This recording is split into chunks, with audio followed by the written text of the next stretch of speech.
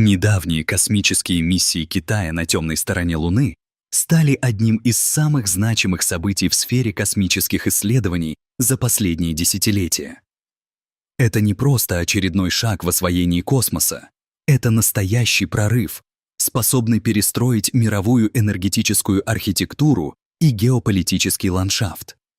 Долгое время Луна воспринималась как изученный и исчерпанный объект, серый спутник Земли, чьи тайны и возможности считались ограниченными. Однако открытие огромных запасов гелия-3, новая информация о составе лунного грунта, а также удивительные технические достижения китайской космической программы поставили вопрос о том, кто будет контролировать ближайший к Земле космический объект, на первый план. Проекты, реализуемые Китаем, демонстрируют не только научный интерес, но и стратегическое мышление, создание баз и инфраструктуры на Луне, добыча редких ресурсов и планирование мощной энергетической базы, которая может определить будущее человечества. Этот масштабный проект — результат многолетних усилий самых крупных научных центров, государственного финансирования и технологических инноваций. Китай сумел объединить в одном грандиозном предприятии науку, технику, экономику и международную политику, что резко выделяет его среди других стран. От глобального экономического кризиса, проблем с энергетикой и экологией Земли до поисков новых горизонтов для человеческой цивилизации, все эти вопросы переплетаются на фоне лунных открытий. Ведь Луна — не просто небесное тело, а потенциальный источник практически неисчерпаемой энергии и стратегического преимущества. Кроме того, освоение темной стороны Луны открывает возможности изучения космоса, недоступные с Земли из-за радиопомех и солнечного излучения. Таким образом, открытие Китая на дальнем, скрытом от глаз человека участке Луны — один из ключевых поворотных моментов в истории освоения космоса. Этот процесс не только символизирует технологический прогресс, но и отражает силы политические и экономические интересы, которые будут влиять на развитие человечества на ближайшие десятилетия. Вспомним, что в эпоху космической гонки США и СССР активно исследовали Луну, проведя множество экспедиций и открывая ее тайны.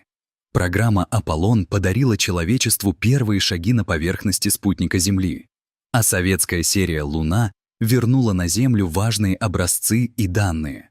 Однако после 1970-х годов интерес к Луне ощутимо угас.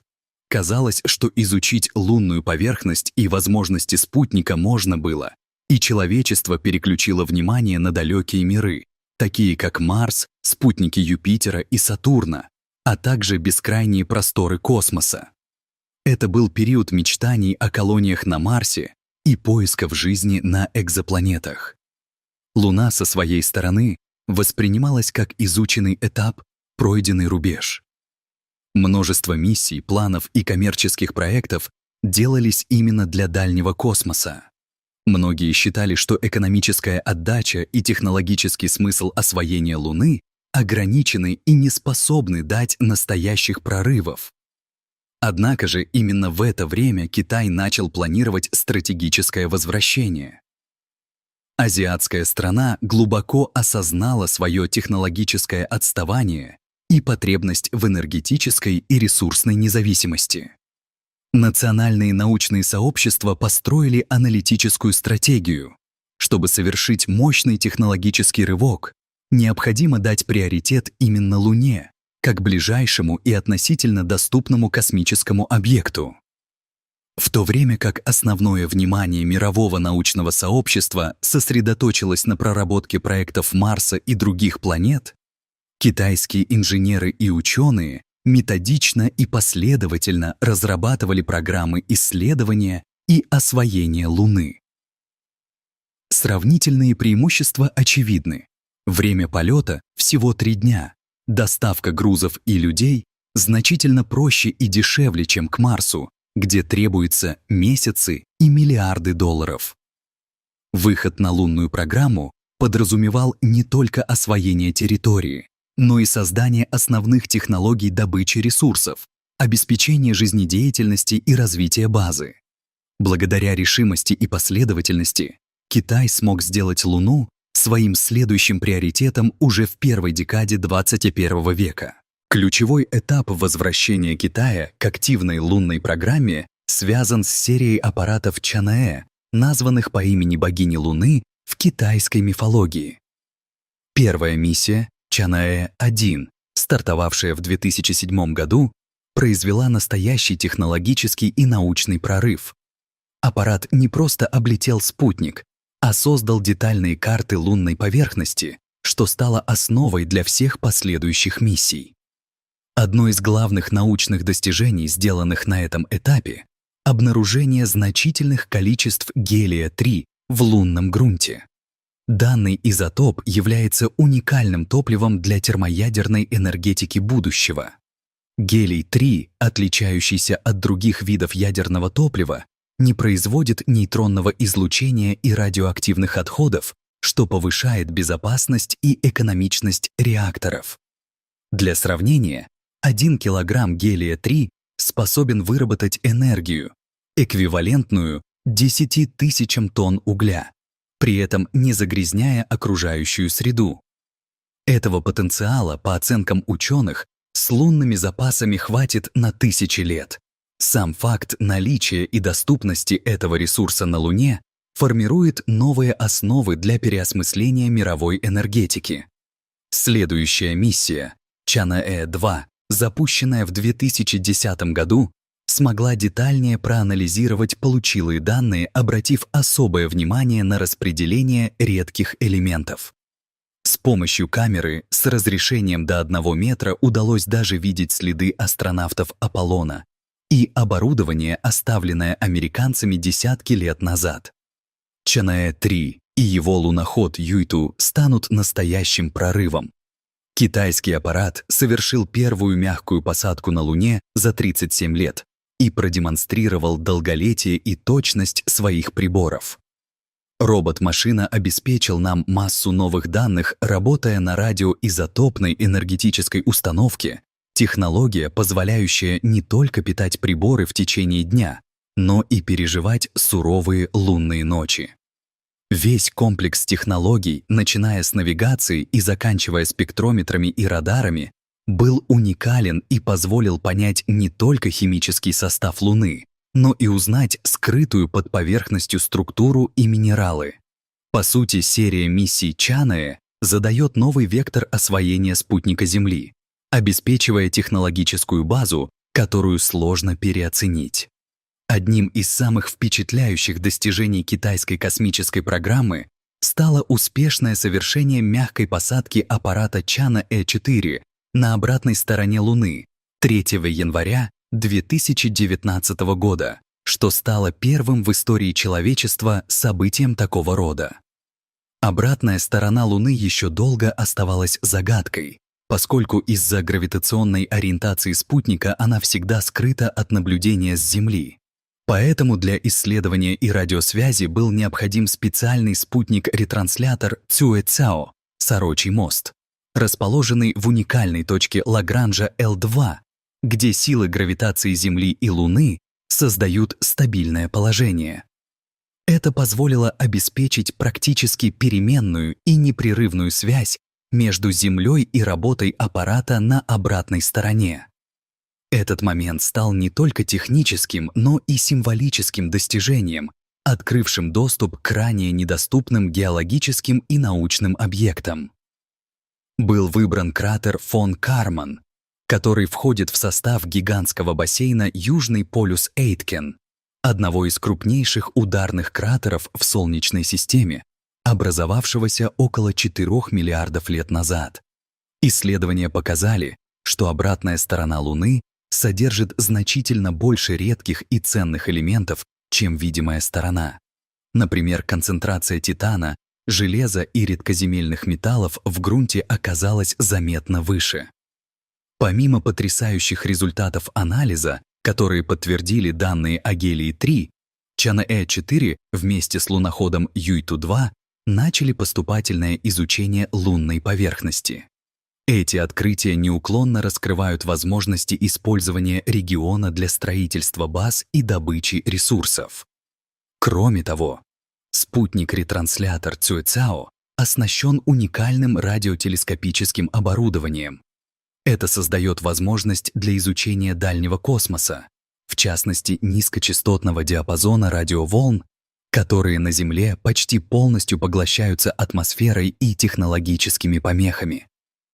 Фактически Китай создал космическую радиообсерваторию, способную расширить горизонты нашего понимания Вселенной. Таким образом, миссия Чанъэ-4 стала не только исследовательской вершиной, но и фундаментом для будущего освоения темной стороны Луны и дальнейших стратегических инициатив. Невероятное открытие, которое стало следствием использования радиолокационных инструментов и анализа гравитационных аномалий, это выявление огромных лавовых труб, скрывающихся под обратной стороной Луны.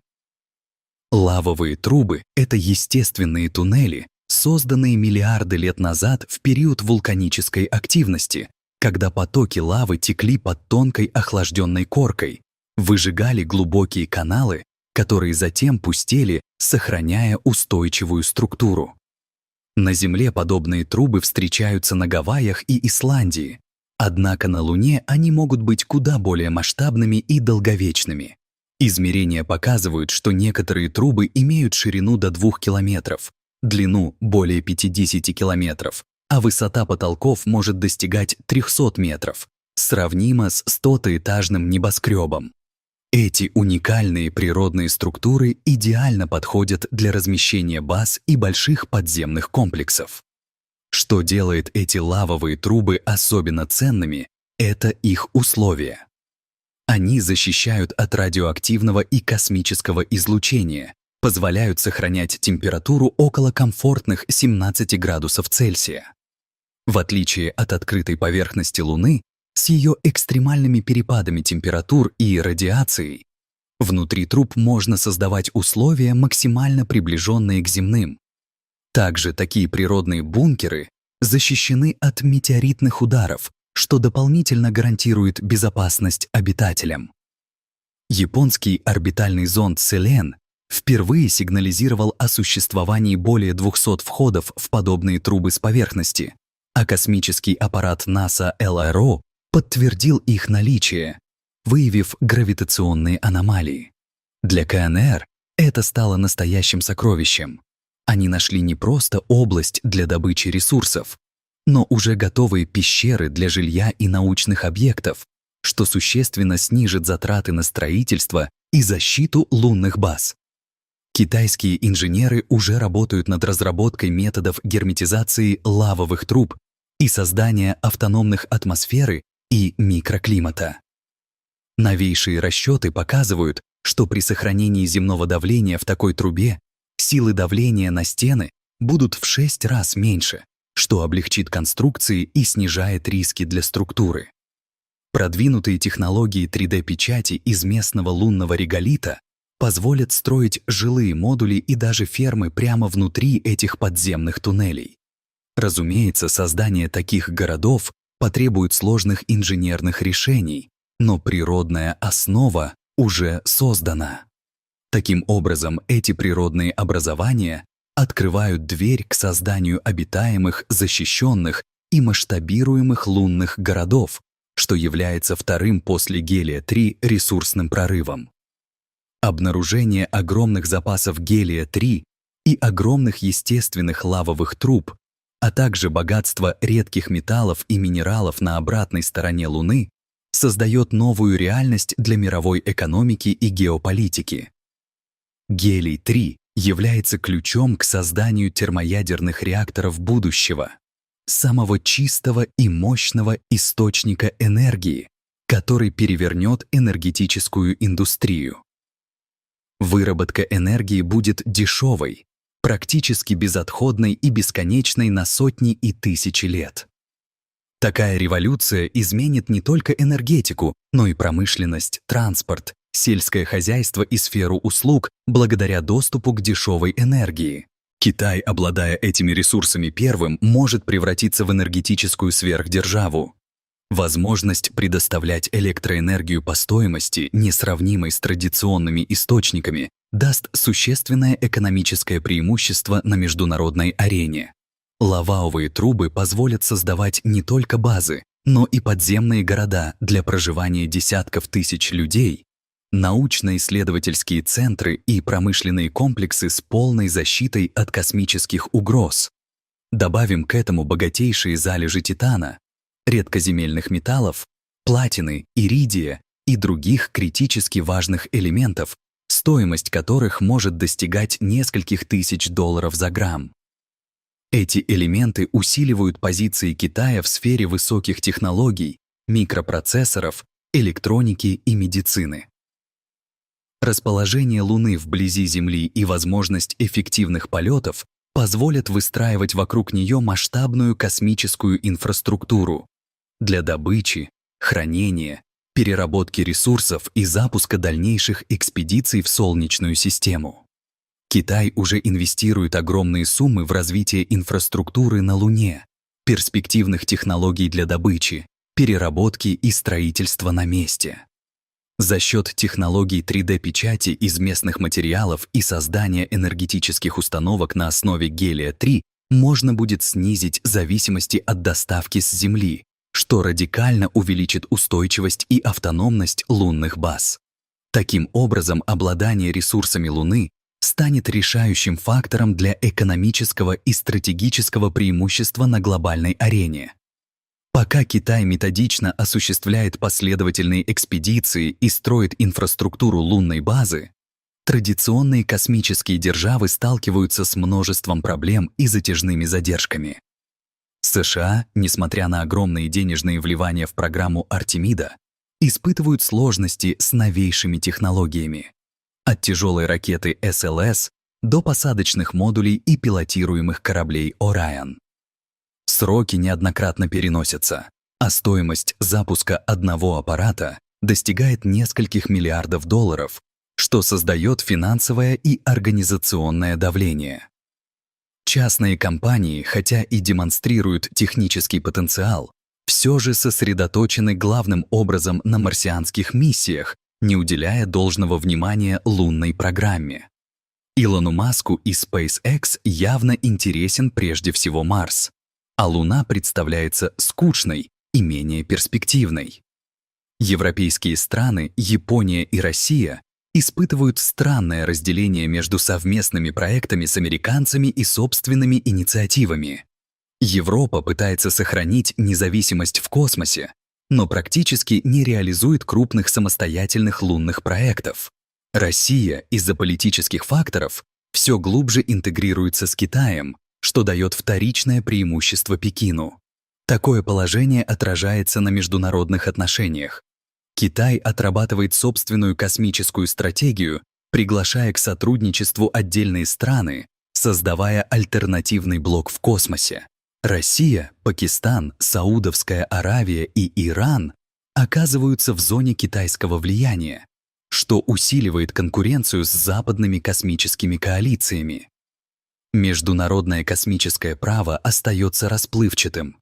Договор 1967 года запрещает претензии на национальный суверенитет над небесными телами, но не конкретизирует регулирующие нормы добычи ресурсов и строительства баз. В то же время США приняли закон, позволивший частным компаниям владеть добычей в космосе. Китай фактически действует по принципу «кто первый пришел, тот и владеет», что может создавать юридические и политические трения во всемирном масштабе. Контроль над ресурсами Луны открывает совершенно новое измерение геополитики и безопасности. Луна становится не просто объектом исследования, а стратегическим плацдармом, дающим решающее преимущество в планетарном масштабе. С одной стороны, обладание источником чистой энергии в лице гелия-3 позволит перебалансировать энергетические рынки Земли, снизить зависимость от нефти, газа и угля и ускорить переход к экологически чистому развитию. С другой стороны, размещение инфраструктур и оборудования на Луне откроет уникальные возможности наблюдения за Землей и космосом. от мониторинга окружающей среды до контролирования движения всех объектов и средств связи. Это несет потенциал как для обороны, так и для стратегического доминирования.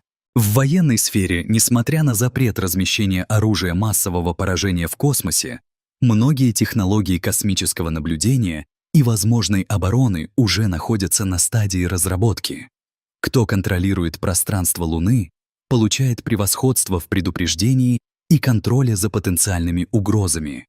Китай демонстрирует чрезвычайно тонкий и взвешенный подход, предлагая международное сотрудничество, но на своих условиях и под контролем. Параллельно ведется работа по созданию мощной базы на Луне, которая станет опорой для межпланетных миссий, включая путешествия к астероидам и Марсу. Перспективы, открывающиеся с освоением Луны, позволят человечеству сделать качественный скачок в развитии. Экономика, базирующаяся на энергии гелия-3, сможет разрушить старые парадигмы затратности и экологической нагрузки.